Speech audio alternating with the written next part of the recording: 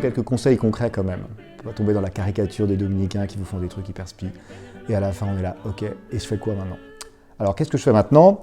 Eh bien, une des spécificités du groupe Prédicatio, c'est que vous avez avec vous plein de frères et plein de sœurs.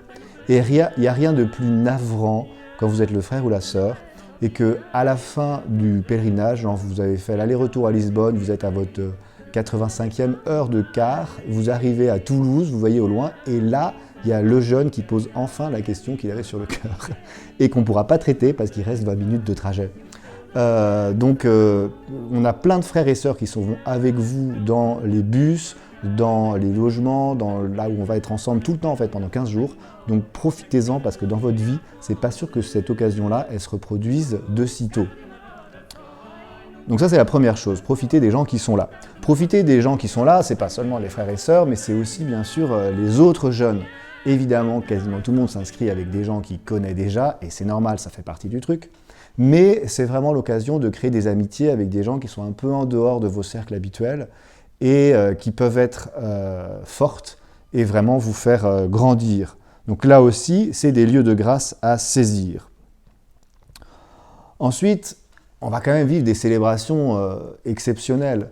Et pour ma part, la célébration qui m'a le plus marqué dans tous les JMJ auxquels j'ai pu participer, c'était une messe organisée par les dominicains polonais et l'église, comment on appelle ça, la pastorale des jeunes de l'église en Pologne, donc à Cracovie, dans le couvent des frères.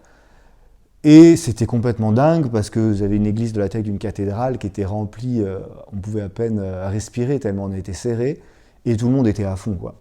Et là, il y avait une ferveur qui était physique. La ferveur, c'est le sentiment de la foi, quand on sent que voilà, on y croit et que Dieu est présent.